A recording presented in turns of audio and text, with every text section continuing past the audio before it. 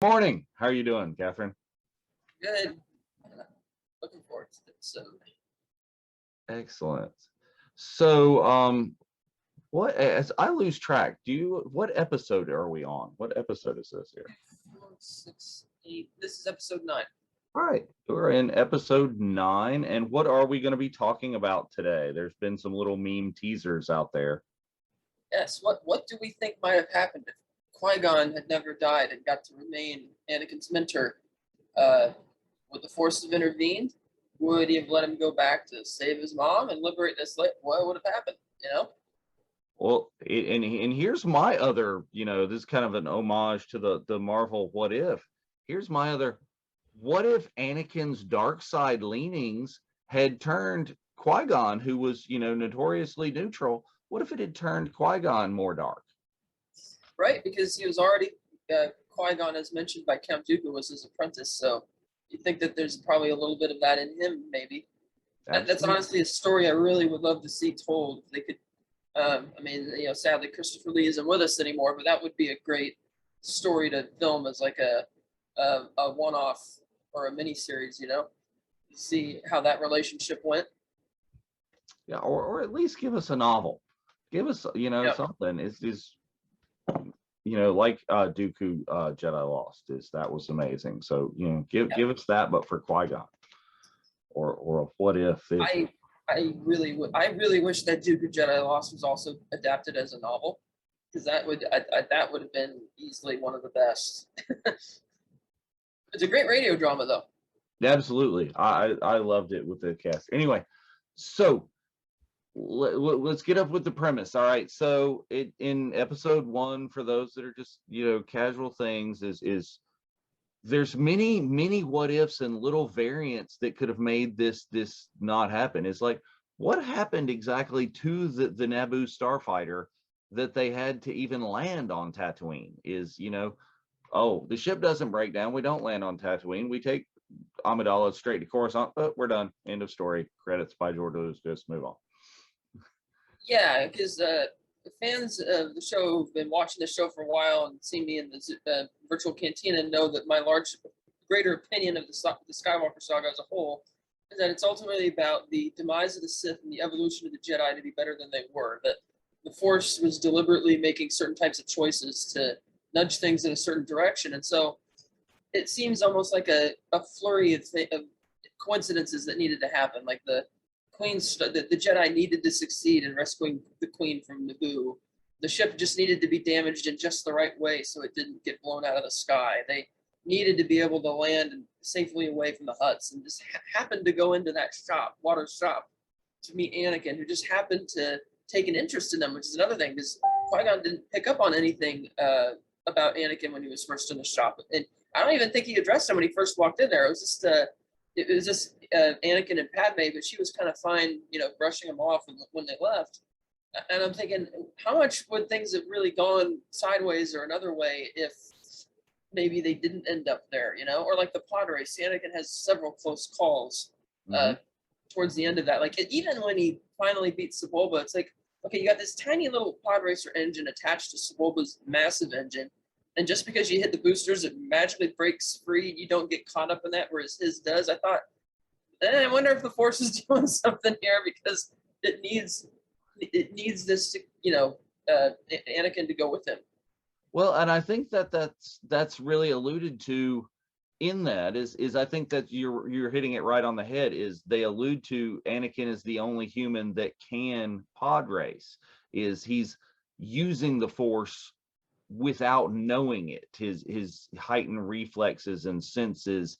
So who's to say he's not using the Force to push away from Sebulba's pod racer? He's not doing that just completely unconscious. We don't know what happens to untrained Jedi at that age, because most of them have been trained. We have no idea what they can or cannot do. Right, and then because they keep hitting on the idea that Anakin always got a higher M count than any of the other Jedi, but that really doesn't amount. It doesn't. At first, I thought it didn't really amount to much other than like a signal to just so they can identify him. It's more so that the Jedi characters who put stock in the idea that Anakin is a chosen one, which allows things to go the way they do. But thinking back on it, the fact that he is the only human who could pod race, but certainly not the only human with the Force, suggests that maybe that M count contributed to something. The thing which I really was finding fascinating about the subject is the fact that Yoda strictly forbid Qui-Gon taking on another apprentice. And when Qui-Gon flippantly says, "No, Obi-Wan's ready for the trials," and Yoda's like, "Oh, not so fast. That's up to us, not up to you." So it does make me wonder how that would have played, because certainly Qui-Gon would have done what he needed to, and I wonder if he would have gone so far as to actually leave the Jedi Order to be able to do it. And that's what's getting to in my first point is whether or not Qui-Gon's mind seems pretty made up, that this is what I believe, this is the prophecy, this is the chosen one. I'm going to do what I have to do to train him. Had he lived, would he just completely have left the Jedi Order? Would we, would Anakin and Qui-Gon started this entire new order of gray Jedi that would be out there in the universe at odds with both the Sith and the Jedi? So yes. Hey, Gio. Good morning, Gio. So we were just talking about what we thought the likelihood of what would have happened if Qui-Gon had decided to teach Anakin, or maybe if they never found Anakin. We think the Force would have intervened to make them meet at some point. And seeing as Yoda seemed to be dead set against Qui-Gon taking on another apprentice and would not allow Qui-Gon to just brush off Obi-Wan for the trials, then do we think Qui-Gon would have gone so far as to leave the Jedi Order to train Anakin, or where that would have gone? Okay, so I think that if Anakin and Qui-Gon and Obi-Wan had not met on Tatooine during the Phantom Menace, I think they would have met later. I think the universe would have willed it together, the Force. And then to the second point, I think, yes, Qui-Gon Jinn was ready to either reform the Jedi Order, but I have a feeling he declined a position on the Jedi Council, I believe, originally in the EU expanded universe. I don't know if that's confirmed. I have yet to read Master and Apprentice by Claudia Gray, which I believe would have the answer to that in canon. But I think Qui-Gon Jinn was a revolutionary and was very progressive and liberal, and so would have wanted to reform the Jedi Order for the better, or seek to create a new order, but without the kind of institution and corruption of the Jedi Order and the Old Republic, and would have had Obi-Wan with him as a brother, and Anakin as maybe their first example of a balanced Jedi. I don't want to use the term gray Jedi, but yes, somebody who's a bit like the Bendu from Rebels, in the middle, and abstains from partisan light side, dark side, just the Force. There's one Force in everything and everyone. And the Qui-Gon Jinn talked about the living Force guiding him. And that's the part that Yoda mentioned in The Empire Strikes Back, is within everything and life makes it grow. And then there's the cosmic Force, which is kind of the almost divine will of the way things happen. And together they're known as the Unifying Force. I think Qui-Gon Jinn would have created a new philosophy, maybe not a strict set of rules like a code, but something that balances what's perceived to be good and evil. And Anakin would have been the champion of this.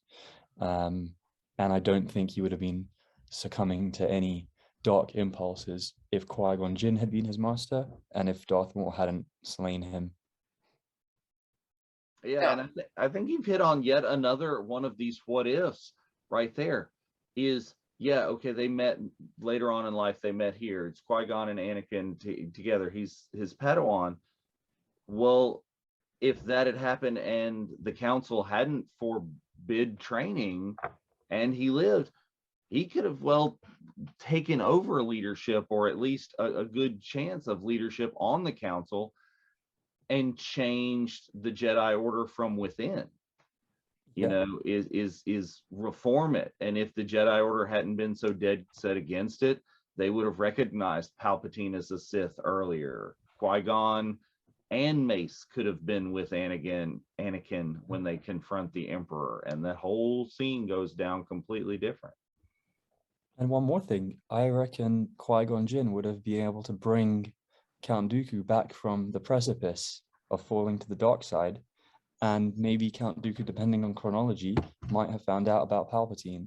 And so then, Dooku knew about Palpatine, and when he's got Obi-Wan in the yeah. So if that had been Qui-Gon as opposed to Obi-Wan there in that scene, would he have converted his old master back or gotten more information from him and learned about Palpatine at that point? I think yes. And then also, if we go back 10 years to just following the Phantom Menace, if Qui-Gon Jinn had survived, but say Darth Maul was still alive, imagine Darth Maul got away and all of Rebels, all of the Clone Wars and Rebels events still happened. Qui-Gon Jinn survives. Obi-Wan is his apprentice / fellow master in training the Chosen One, potentially the Chosen One.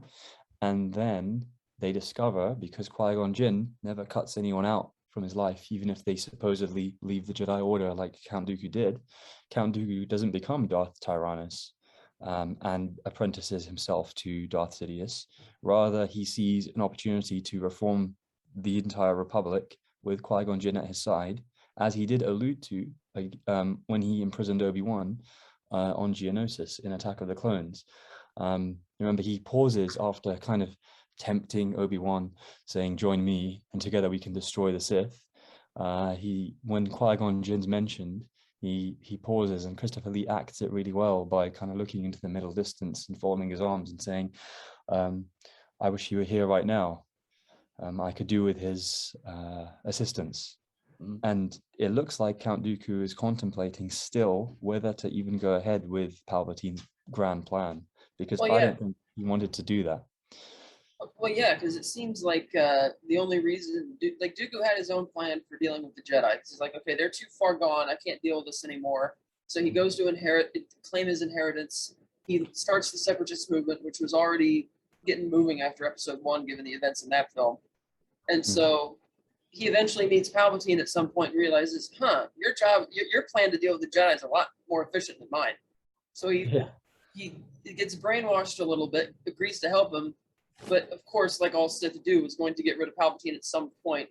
And I don't think Dooku would have gone so far as to establish a Sith empire or anything. So he was just trying to set things right again and just kind of went down that path, which is why I think he's being honest when he says that he does wish Qui-Gon was still there. He wants Qui-Gon's guidance. And even though he took the name of Sith, I think he's viewing himself more like a sleeper agent. Oh, I might do some evil things, and I'm not going to lean into that philosophy at all, because I'm going to kill Palpatine and things will be fine when this is all over with. But going back to the original point, it's like, I wonder that if Qui-Gon did live, since at the time of Episode 1, Dooku had already left the Order. So I wonder if he would have, if maybe Qui-Gon would have wanted to introduce Anakin to Dooku and say, hey, you left because you were fed up with the way the Jedi are going. I believe this Chosen One is the key to everything. And maybe that would have helped woo him back to the light a bit. Yeah, I think so. I think that Count Dooku would have always sought to return to the Republic as a whole, even if whether he was a founding member of the Separatist Confederacy or not. He saw an opportunity as an astute political leader. He jumped on the bandwagon and helped it gain more momentum. He saw the Trade Federation issues. I think even though he might have looked at a very aristocratic, capitalist, elitist very wealthy person born into old galaxy money, not just old world money as we have here, he doesn't look as if he was dismissive of people below his station. And I think with Qui-Gon Jinn, they would have been a really good balancing act politically, potentially.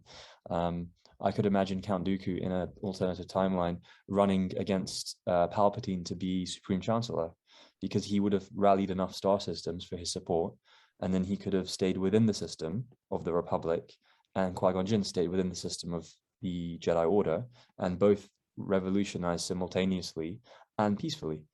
And I think they're both charismatic enough to not even need to use the Force to persuade people to consider their opinions and their perceptions and their points of view. And we would have had a very different looking galaxy where Count Dooku was not radicalized by someone even more Machiavellian than him in Palpatine. Qui-Gon Jinn maybe would have survived a duel with Darth Maul. Obi-Wan would have not been as desperate to fulfill his promise to his master, because his master was still alive, and together the two of them could handle Anakin, good and evil. And then you would have had Ahsoka maybe guided by Qui-Gon Jinn, who I always thought there's a kind of lineage of progressive Jedi who are far more than just a Jedi Knight or Master. Ahsoka's definitely one.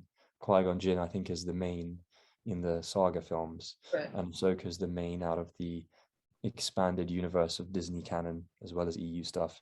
And I think maybe that's represented by people who use the green lightsaber, because it's not the classic blue as the Sith have the classic red, but it seems to be, green. When I saw Luke first ignite his green lightsaber and Return of the Jedi at the pit of Carkoon, I thought this is awesome. And I also thought it was very planetary, very in touch with nature. And I think that's what's, to me, it represents spiritually and visually. It's the green of nature as we know it. It's kind of ecological, and it shows that you're one component of nature, and you're not, as a human in the galaxy or in whatever universe you reside, you're not detached from nature or superior to it. You're accepting and surrendering to the will of everything, which is nature, I guess, and is the Force. And so the green lightsaber to me represents not only balance, even though green's not blue and red mixed, that's purple with Mace Windu, which is quite an obvious visual metaphor, but it's a connection to something greater than yourself, but also a peacefulness and an acceptance of something greater. And that's why I think green was the perfect color for Luke. And I'm so glad that George Lucas, I think, was quite a near the end of production decision to make it green in the final film, because the original artwork was blue. we can say that wasn't due to practical, blue screen, green screen. It's against the blue sky effects. But yes, yeah. Lucas I like the idea that it's green also because Yoda was sort of one of the mentor he had for a much longer time, and Yoda was much more connected with nature. Yes. But I would say that if the Clone Wars didn't happen, because say Qui-Gon didn't die, Anakin was with him, and they're moving back, then Ahsoka would not have happened either, because the whole reason she was paired with Anakin in the first place was because the Clone Wars were starting, and they needed, you had a shortage of Jedi, and they needed that to happen. So she wouldn't really be in the picture. But another thing that would have happened is I think Qui-Gon would not have been opposed to Anakin going back to try and free the slaves, because Qui-Gon could tell that Anakin had a very strong bond with his mother, and he didn't mind it at all, which of course is a huge no-no in the Jedi Order. Yeah. So it begs the question, how long would Qui-Gon have waited till he either encouraged him to go back or would have allowed him, and what path that would have sent Anakin down, Because Anakin, like when he tells, or rather when Luke rather tells the Emperor at the end of Return of the Jedi that, I am a Jedi like my father before me, he's specifically referring to the fact that he wants to be a Jedi like his father, who wanted to save people and help people and not, be, just super, advocating violence or the political figures like the old Jedi were. And so he's like so proudly defining that. And so it begs the question, if Anakin had gone down that path, what would have corrupted him at that point? Because it seems like the Force would try and nudge things back in the direction. Because if the Clone Wars don't really happen in that way, if Dooku's kind of won back to the light and Anakin's able to go free his mother, then it's like now the Force is going to pull some more strings.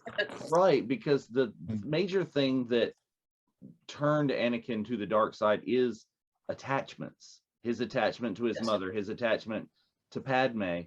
And if he was trained by a Jedi or converted Jedi Order that didn't mind, that allowed those attachments, what changes? Right, and also when Qui-Gon died, Palpatine stepped in and filled in that fatherly type role, which is why he starts leaning on him a lot. And it's not a coincidence, I don't think, that halfway through episode 2, which of course is literally halfway through the whole prequel trilogy, that's where Anakin makes the decision that every choice he's going to make through the rest of the series is based on his desire to not lose anything. Like the rest of episode 2 and 3, he's just completely motivated by like, oh, I gotta save Padme, even if it means Dooku gets away and this war takes off. Oh, I've got to turn against the Jedi because Palpatine says there's a conspiracy and it'll help Padme, and and it just kind of snowballs. And of course, the Clone Wars TV series does a great job of fleshing that out a lot more, so you understand it more. So it is kind of fascinating because it's like, on the one hand, Qui-Gon being murdered is what really enforces Obi-Wan to want to honor that word. Like if Qui-Gon say had died of like a heart attack, or if his ship suddenly exploded, I don't think Obi-Wan would be as into, but because the enemy of the ultimate enemy of the Jedi, the Sith, murdered Qui-Gon, then yes, you have to train this next Jedi. Yeah. Because of course Obi-Wan did not respect Anakin at all. He referred to him as another pathetic life form. Right. Skip is watching, and Skip comments that great Jedi would have been cool. And I think a little bit of what we'd been talking about earlier is maybe Ahsoka would not have happened if Qui-Gon had lived. But I think it's ironic that down the lineage is what Ahsoka's become in the Mandalorian show is a lot of what we see of Qui-Gon. He is, I am no Jedi. I just, live with the Force and that. So I think that's ironic that she's kind of done that. Now, let me ask this question did Qui-Gon misinterpret the prophecy?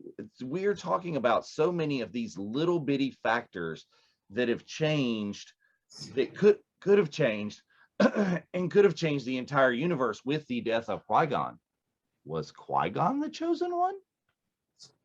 Right, because it's like, I don't think if Qui-Gon knew the specifics of how the prophecy would be fulfilled, that he would have totally encouraged it. I don't think he would be on board with the slaughter of the Jedi Order and, we're going to have to let the Sith Empire reign for 23 years and then the contingency kicks in to take them down. Against that. Right, because that's kind of what it is. It's like the Force is intervening to take down the corrupt Jedi Order. The consequence of that is you have to deal with the Sith Empire, but the chosen one's children are the ones who get to be instrumental in taking them down. So I don't think if Qui-Gon could see all those specific points that he would have necessarily encouraged it, but I don't think he totally would have abandoned Anakin either. I think he would have tried to almost willfully say, no, I'm going to change this. Kind of like with Anakin when when Yoda tells him, don't be upset for people who die and become one of the Force. Rejoice and be happy. And Anakin's like, no, I'm changing fate. Steps you take to avoid your fate lead you straight to it. So maybe Qui-Gon could have, if Qui-Gon had enough foresight to see what was going to happen and tries to avoid it anyway, it would probably come to pass anyhow. Yeah, it's the self-fulfilling prophecy that we did at the beginning. And serpent eating its own tail. Yeah, it's interesting to see how that would have happened.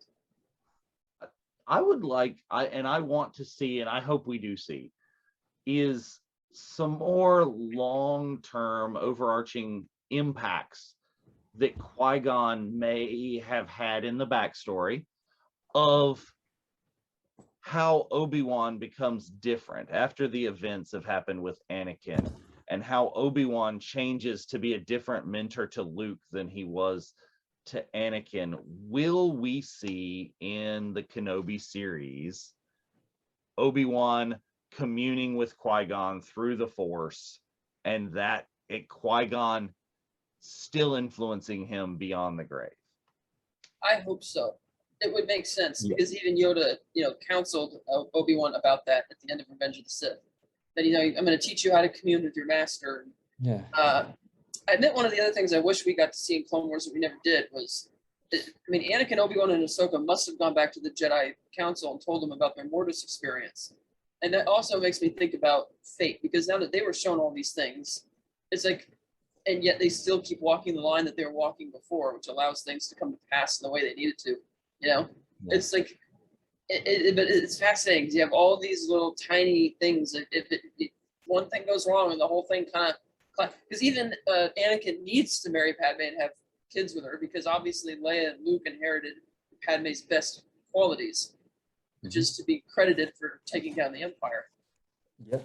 Do you think that brings? Go ahead, Gio. Do you think? Sorry. Do you? I think I lost what I was going to say. Oh, it was about sorry. something Catherine mentioned in the middle. No.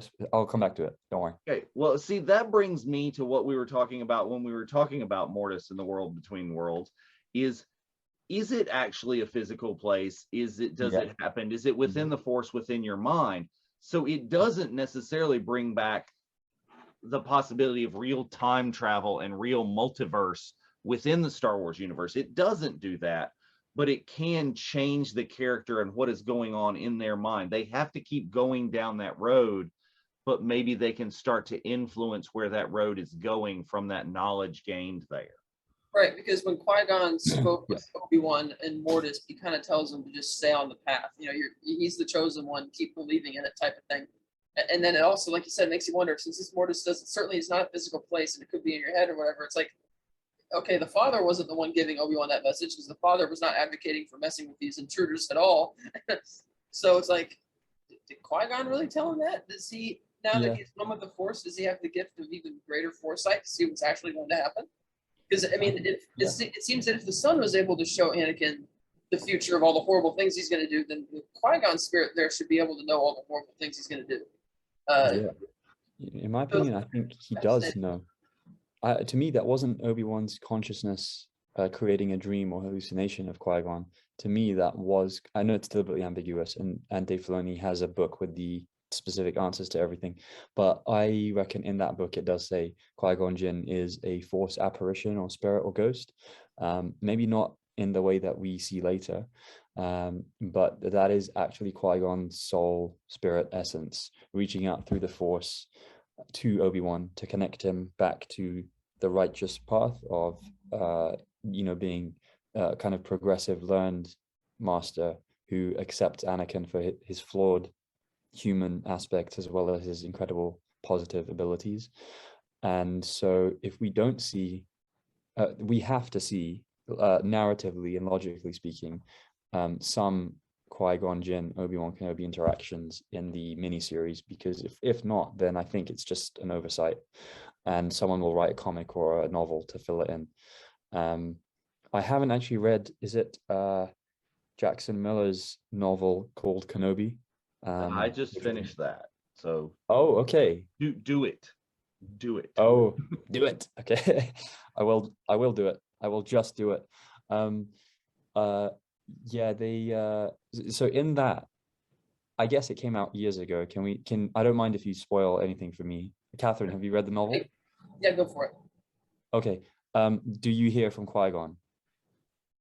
So in the novel, spoiler alert, is Obi-Wan or adjusting to being Ben does a lot of exposition in what is going on and his feelings going on in trying to talk to Qui-Gon, but Qui-Gon doesn't talk back.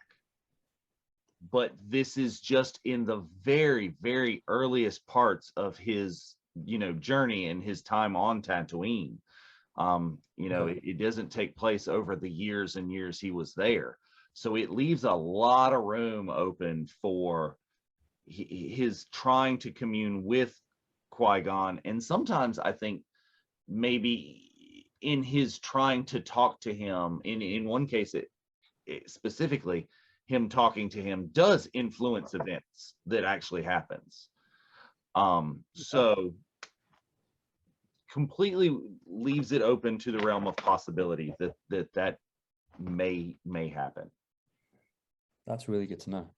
And to me, that's if I was the author of that novel, if it was set immediately after Revenge of the Sith, I would do the same, and I'd leave breadcrumbs for a future work to continue, and to Qui-Gon to then you almost earn the reappearance of Qui-Gon Jinn narratively, because you've had morsels of it with Obi-Wan trying, and there's always I I think, greater satisfaction in stories when somebody has tried and failed but doesn't give up, and then eventually they reap the fruits of their labor, and it tastes much sweeter because they've gone through adversity and probably learned a few moral lessons.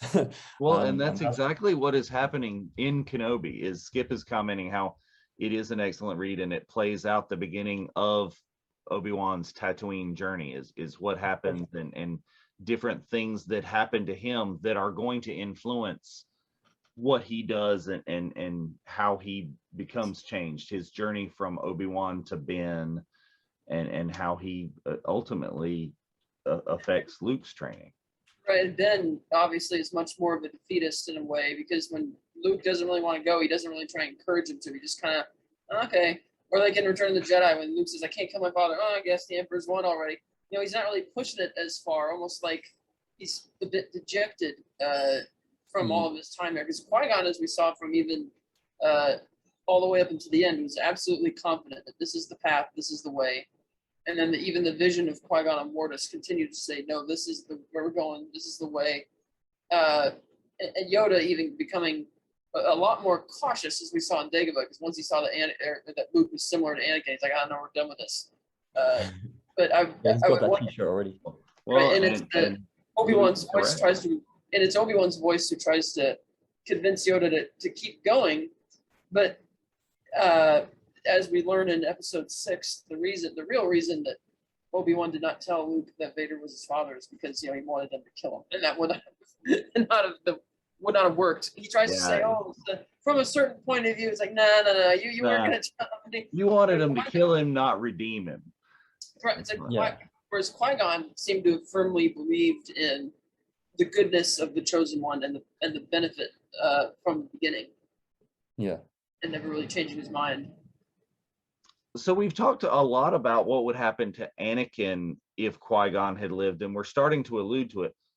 Would Obi-Wan have been the great Jedi that he was? What would have happened to Obi-Wan? You know, obviously, a large part of the arc that defines him is his battle back and forth through Rebels and the Clone Wars. Right. Arc with Maul. He doesn't have that if Qui-Gon lives.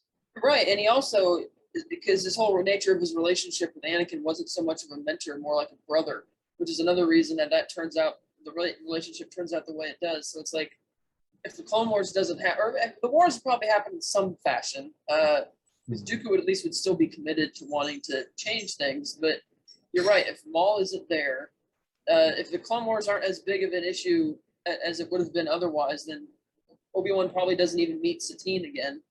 To start getting that ball rolling. So he would still be a decent Jedi, but would he be the famous General Kenobi that Leia addressed him as in her distress message? I don't think so. Probably not. Is they would, help me, Qui-Gon, you're my only hope. Yeah. Yeah. It still has the same number of syllables. Yeah, I think that Obi-Wan still would have been a prolific Jedi, but maybe have less of an influence over the flow of events directly, but not necessarily less of an influence indirectly. Because I think he would have been a partnership tutor with Qui-Gon Jinn to Anakin. Because Qui-Gon Jinn never seemed to treat Obi-Wan like a son, even though traditionally the age gap between an apprentice and their master seems to almost be a parental generational gap for most people, or for most human Jedi at least. So I think that Qui-Gon Jinn was not paternalistic to Obi-Wan. He was more fraternalistic. I just invented that word. But I think that Obi-Wan never struck the balance that he ideally wished he had because of how rushed things were, and then the emergency situation of the Clone Wars and the galaxy. Because to me, I think Qui-Gon Jinn always knew that Anakin immediately had fallen in love with Padme, and Anakin, due to his personality and how he sensed things through the Force, would be resolute and rebellious, but ruggedly determined and tenacious to follow his heart's desire. So to become the best starfighter pilot in the galaxy, he won the pod race, which is what he wanted to do. He was accepted to be an apprentice Jedi, which is what he dreamed of and what he wanted. He would have returned to free his mother and bring her off Tatooine with him. And he would have married Padme, and he would have freed the slaves. So he would have been rather than a crusader, he would have been a savior and a liberator as a young Jedi Knight before even kind of graduating through the trials. Now, see, there is where the Force intervenes and turns him evil, because he becomes the savior and he becomes the chancellor and he becomes the somehow Anakin has returned. But the possibility is there. Yeah. Well, another thing you saw is that Qui-Gon really gave Obi-Wan the cold shoulder after he wasn't really interested in Anakin in the first one. He's like, okay, yeah, I'm done with you. I'm more interested in, Anakin now. So it's like, that would be another interesting dynamic to see how that would go. Because if Yoda had said, okay, Obi-Wan can face the trials, and Qui-Gon decides to leave the order anyway to raise Anakin, Obi-Wan would still have that relationship with Qui-Gon, would be interested in it. And I wonder how that might change him to see that, Qui-Gon is going off on this pilgrimage, so to speak, with Anakin and Dooku. And yet he's kind of stuck as the reject, if that would potentially send him down. Because we saw the amount of rage that Obi-Wan had when he killed Darth Maul, or on the stuff. So we know he's got that inner darkness in him a little bit too, but it very rarely rears its head. Right. And they could have, it could have worked out to where, Obi-Wan and Anakin still had the relationship of brothers that they had as master and apprentice, but with the father figure to kind of, or the older brother, if Qui-Gon and Obi-Wan were really more like that relationship, to temper it for both of them. Do you think that I remembered what I was going to say before, at the end of the Mortis arc, the 3 chapters of the Clone Wars, I didn't manage to finish watching the 3 in the rewatch, and I've only seen them the once. So when it came out in 2011, I think the Mortis arc is now 10 years old, which is shocking to me. But anyway, at the end of the Mortis arc, do Obi-Wan, Anakin, and Ahsoka explicitly recall the events they just experienced as they leave? Well, when they get out, Rex talks to him, says, "You're back," and they're like, "Well, we were gone for like days," and he didn't seem to notice. And they kind of looked at each other, and given that they realize Rex has that they obviously went through some type of time vortex or whatever, they decide that you could tell that they decide it's best not to tell them about it. Okay. It's like, oh yeah, we're back. Okay, yeah, we just went off the radar for a second. It's almost like they're going to keep it their little secret, but it never. Surprisingly, it never really came up again. At least not between those 3 characters of Anakin, Obi-Wan, and Ahsoka. And the 4th character I forgot to mention in this whole thing would be Sifo-Dyas, because he has the gift of clairvoyance. He was tight with Qui-Gon and Dooku. So it's like, if those events also go astray, would he be able to see and be able to clue them in as to, hey, this is what's going to happen? And how that would be a really cool thing to try and factor in as well. Yeah, I think so. I think Sifo-Dyas's mystery would have been less mysterious, because I think Qui-Gon and Obi-Wan together would have found out, and Count Dooku would have helped.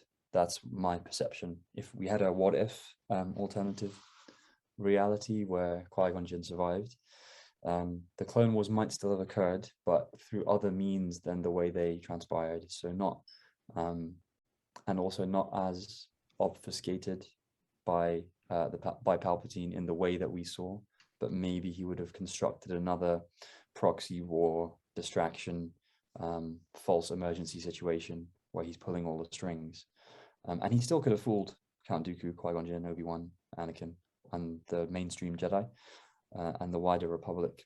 But the manner in which I think Palpatine would have had to clear the chessboard and then replace the pieces in a different order to continue his grand plan, because and also find an apprentice, or maybe if Darth Maul had survived, continue training Darth Maul, and then maybe bring along people like Savage and Asajj Ventress and other acolytes of the dark side. The Night Sisters maybe would have been part of his army with Mother Talzin, because he wouldn't have been able to take on, I think, Dooku, Qui-Gon, Obi-Wan with the Chosen One on their side.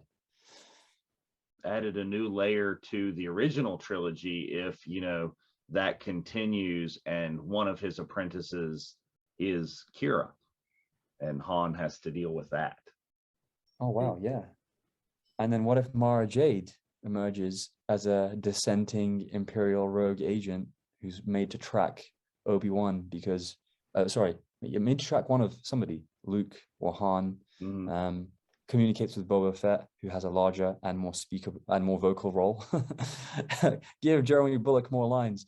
And then maybe have Tamara Morrison also do the same lines, and then just alternate it and see if the fans notice.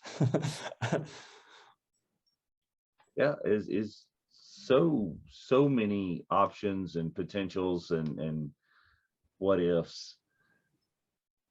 So would we want to see? Okay, Disney, are you listening? Disney, no, you're not. But would we want? We have spies in the group. Remember? Oh yes. Would we want to see a Star Wars animated what if like we're getting for Marvel right now? One that's probably more related to the events of the films, perhaps, because the Marvel what if is definitely, it is very reminiscent of those old what if comics where you end up with like disaster at the end of each episode type of thing. But like a great what if would be, what if Rey never found BB-8? You know, it's like if she doesn't find him, one could maybe argue that the Force would have willed it so that Finn would find her anyway, and maybe they would go off on that adventure. But, or better yet, what if BB-8 got destroyed with the map in the opening, attack on the village? Well, then it's like now the Force has to pull some extra strings to make sure this, make sure things happen the way they do, because they need the next best person in a way to carry on to go inherit the Jedi legacy. Yeah, and to extend that, actually, because The Force Awakens is very similar to a film that came out in 1977, narratively and structurally. If the droids, R2 and 3PO's escape pod ejection had failed, and they stayed on the Tantive 4 blockade runner, and so the plans never went to Obi-Wan and Luke never saw Leia, and Obi-Wan never received the message, what would have happened? Because it's a similar alternative outcome to a BB-8 never running into Rey, R2 never encountering Luke. I think Obi-Wan was expecting Leia to show up, because you see the look on his face when she says, my ship has fallen under attack, my mission to bring you to Alderaan's field. He knows what she's talking about, so he was expecting her to show up. So I would imagine he would try and. But granted, he still doesn't have the plan, so I guess his backup plan would be, okay, we need to infiltrate the Death Star and find a backup schematic ourselves. Yeah, and he still would have spoken to a Wookiee smuggler in Mos Eisley to try and get swift transportation off Tatooine and back to Alderaan. Also, in Rogue One, that line where and you hear the John Williams leitmotif play when Bale is about to run out of the room, and he turns back and says that he has somebody to tell the news, and is it Jin? Somebody says, "Oh, do you trust them?" And Bale says, "I trust her with my life," and they play the little jingle. That was really good, because then that backs up what you're saying, Catherine, because Bale must have communicated with Leia and let Obi-Wan know, because obviously Obi-Wan and Bale are the reason why the Rebel Alliance endures. So it connects well. And another key component in Luke even going with Obi-Wan was the fact that the stormtroopers killed his aunt and uncle. Whereas if that hadn't happened, he would have gotten like a grounded into infinity by Uncle Owen. Then you probably would have seen Obi-Wan go to the farm, and then there'd be like a verbal smackdown, so to speak, between Obi-Wan and Uncle Owen, like we've seen in the comics. Because it's something I really like about the new Star Wars comics. They are going into the nature of that relationship and how Uncle Owen is like totally done with this. And he's like, no, and he almost resents the fact that Obi-Wan sort of helps them a couple times and saves them, because he just doesn't want to. It's like, I don't want to be any kind of debt of yours. It's like I agreed to take this kid, to raise him almost like my own son, not because I'm just babysitting him until you come back and take him to join your little club. And spoiler alert, some of that, the first little hints of that are addressed in Kenobi. is that sort of the relationship and how he feels about Ben watching over them. So Ben has to be really cautious in how he watches over them. Yeah. And that's not to say that every little decision, had it gone differently, would completely change everything. For example, if C-3PO had stayed at the Mars homestead in episode 2, since it's not clear why, there's deleted scenes that never made it to the Blu-ray about why they let Anakin and Padme take 3PO with them. But if 3PO doesn't go off on that adventure, it ultimately doesn't make a difference because, he gets his memory wiped anyway, and it's by chance that he shows up back on Tatooine anyhow.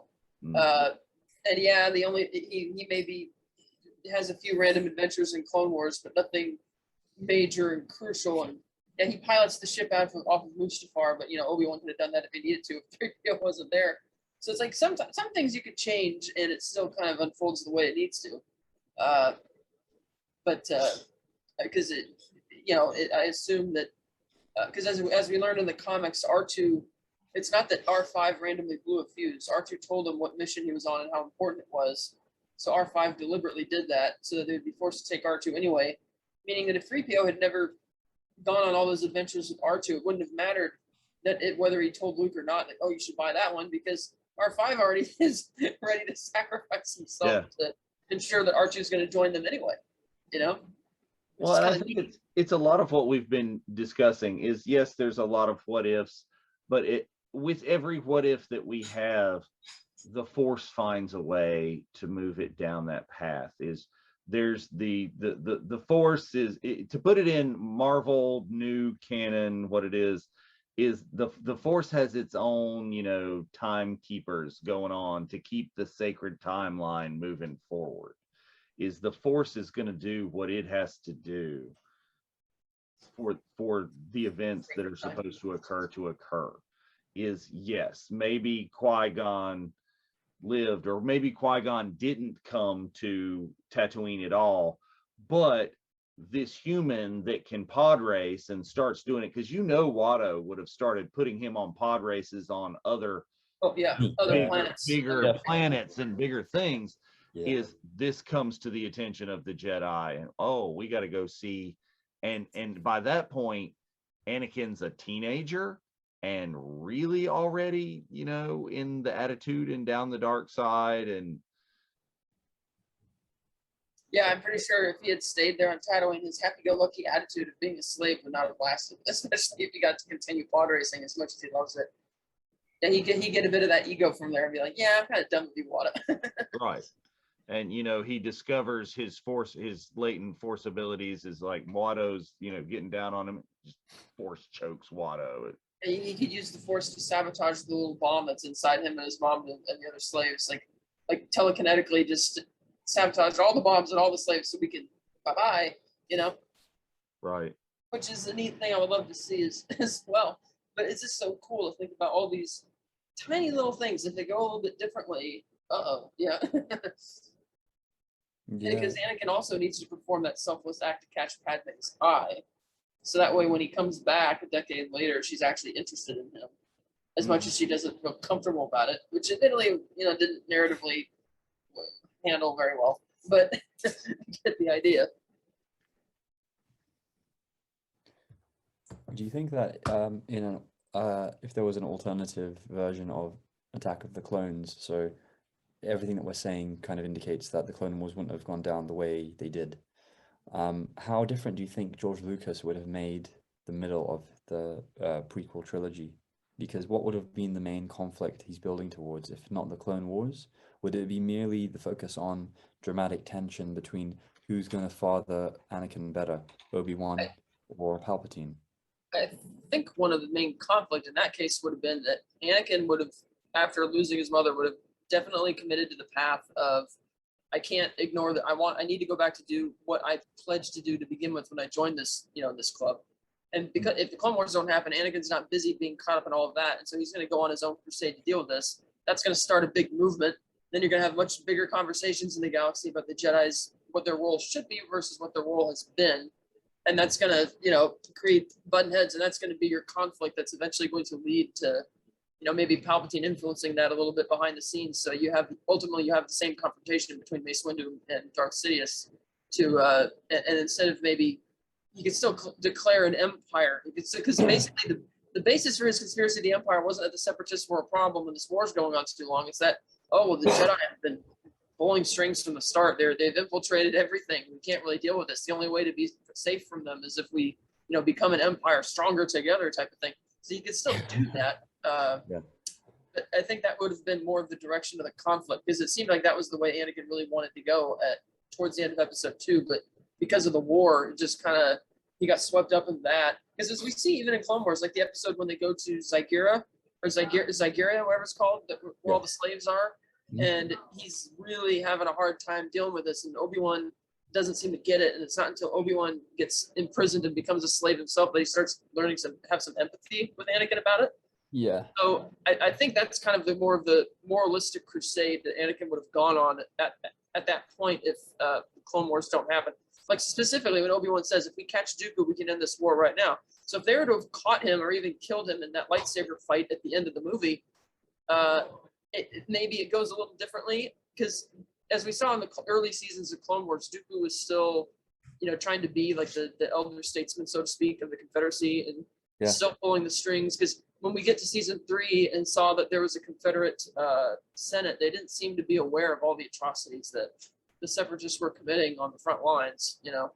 They seem to think that we're all good and all, that kind of thing. So Dooku's still, point being, he's still very valuable. So if he were to have died at that moment, then maybe Obi-Wan was right. Maybe the war doesn't go on to happen, and then Anakin would be able to go off on that moralistic crusade. Yeah. Or, I mean, there's lots of conflicts and things that could have happened to tie up what's going on during that. If Anakin returns to free the slaves, that gives you a bigger conversation about slavery in the galaxy. Does that, bleed over into the Jedi Order and the fact that they're, taking children in infancy and developing them? Does that lead to the conversation from Solo about droids as slaves? Does that become the new droid war? Is all droids go ahead and try and fight for their own freedom at that point, led by L3? I think that's the implication of Rey being the one to ultimately inherit the Jedi legacy at the end of the saga, is that she did not get indoctrinated as a child. She chose to be there. It's the power of choice, which is something that Ben Solo did not have, because his parents just kind of shipped him off on his own, and that obviously led to more aggravations. But I would put it to you this way. Like, I took a lighting class in college, and the first half of the semester, they just had us not doing anything hands-on. We're just reading the textbook, reading all these equations and how to set up these lighting setups, and it's just it's bogging everybody down. Whereas once we had a change in professors halfway through the semester, he's like, okay, we're throwing the book out, we're going to do hands-on stuff. And you learn so much more so quickly based on that. Then it's so much better. It's like if you just let the Jedi younglings experience the world for themselves and start not so much indoctrinating them, but taking people who are morally good, who actually want to be there, who already have their own life experiences, so you don't have to raise them like as little children, because that's why that process in the prequel era Jedi takes so long, because you literally have to do like basic child rearing. You have to make sure to harness their powers so they don't get out of control with it, and teach them all the history of the galaxy and all the negotiation type fighting tactics, all this stuff that they got to learn that wouldn't happen if you just trusted more regular people, which is sort of what Palpatine does in Bad Batch, when he decides that, okay, we're not going to use clones anymore. We're just going to use patriotic members of the Empire to join our ranks, But then again, ironically, started going back to the Jedi way and kidnapping them as children and rearing them and putting them into...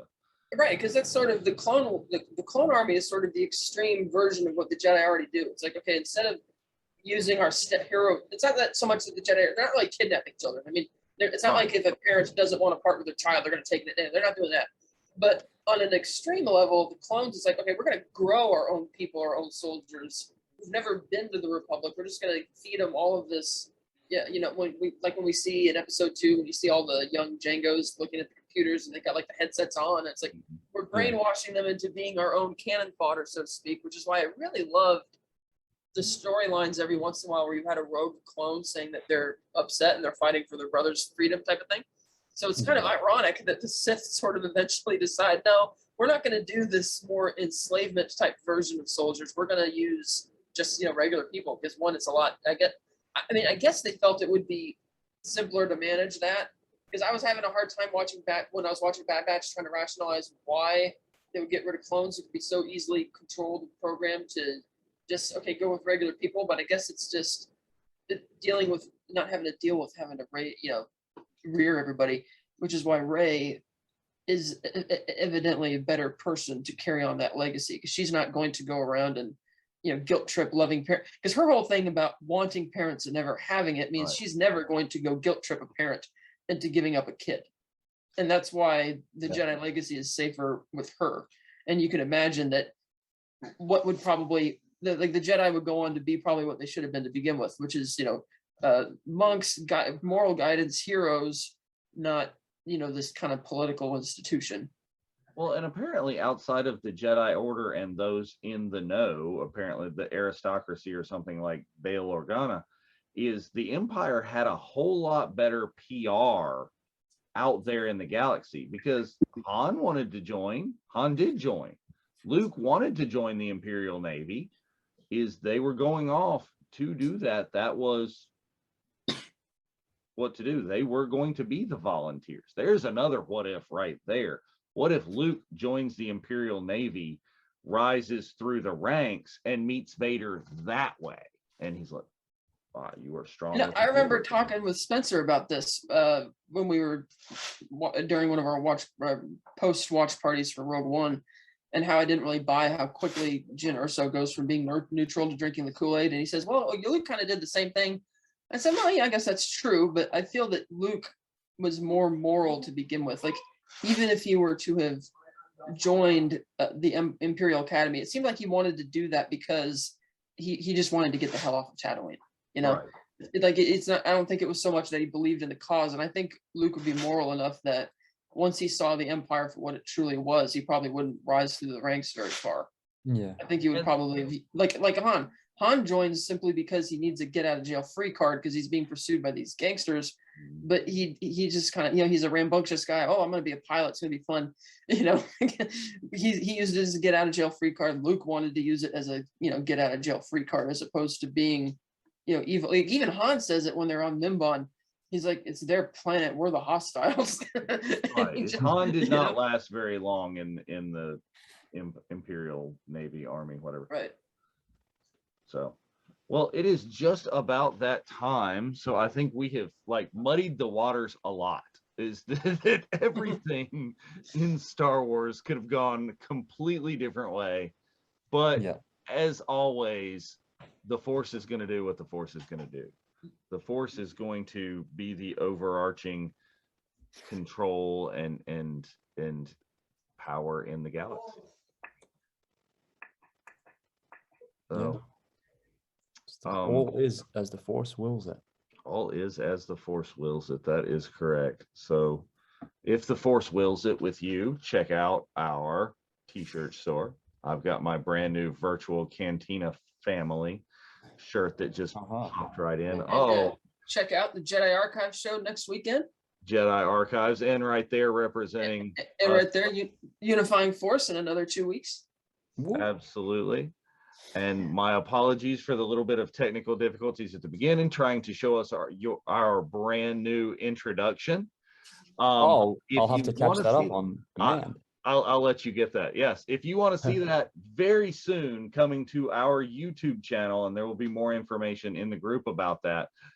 All of these episodes will be available on the YouTube, hopefully with our brand new intro right in there, and we will see all of these things.